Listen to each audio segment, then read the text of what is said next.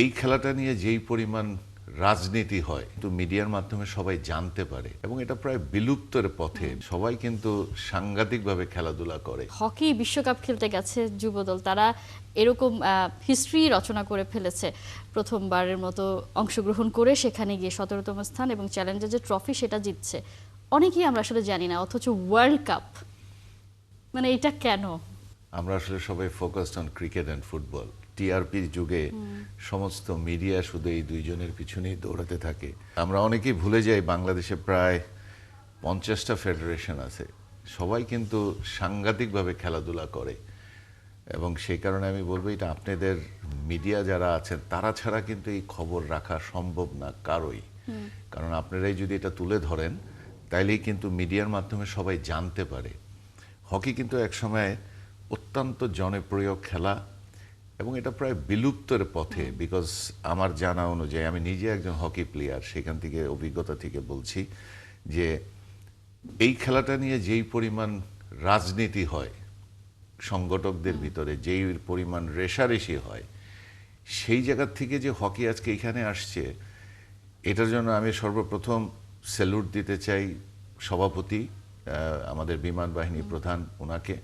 সাথে আছেন ওনার যোগ্য, অত্যন্ত যোগ্য এক্স প্লেয়ার যিনি লেফটেন্যান্ট কর্নেল রিয়াজুল হাসান, যিনি সেক্রেটারি, উনি, এবং তার সাথে যে ছোট্ট একটা টিম, অনেকেই এটা সদস্য হয়েছেন। এই অ্যাডহক কমিটির নামে আমরা যে কমিটিটা সার্চ কমিটি থেকে দিয়েছিলাম, অনেক আলোচনা হয়েছে এবং অনেকেই এটা ক্রিটিসাইজ করেছে যে ভালো হয় নাই। দেখুন, এই 1.5 বছরে ওনারা নিজেরা এই আর্থিক সংকটের ভিতরে থেকেও বিদেশি কোচ এনে সব কিছু করে অনেকগুলা খেলা খেলিয়েছেন এবং সেখান থেকে তারা যেই পারফরমেন্সটা করেছেন, তাদেরকে সত্যিকার অর্থে আমার মনে হয় it is almost like winning the world cup.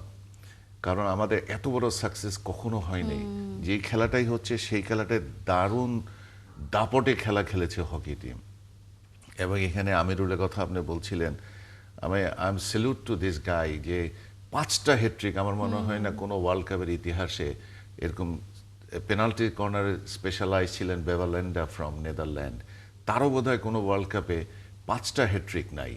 এবং আমিরুল হ্যাজ প্রুভ দ্যাট বাংলাদেশের হকির একটা, কি বলবো, একটা ইতিহাস আছে এবং এটা চেষ্টা করলে আমরা ভালো করতে পারি।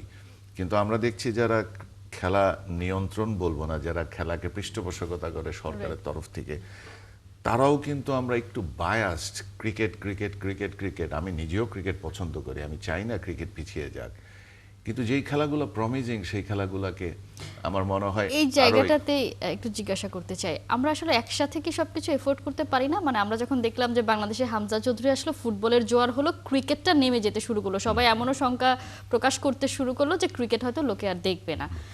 তারপর অন্য ডিসিপ্লিনগুলো তো আছেই, মানে আমরা এমন কেন আসলে একটা পেলে অন্যটা কেন ভুলে যাই? আমরা কেন সবকিছু একসাথে নিয়ে চলতে পারি না? কোন আসলে আমরা সেলিব্রিটি ভ্যালু যেটা আন্তর্জাতিক মানের, সেই রকম ভ্যালু আমাদের আসলে প্রথম দিয়েছে ক্রিকেট।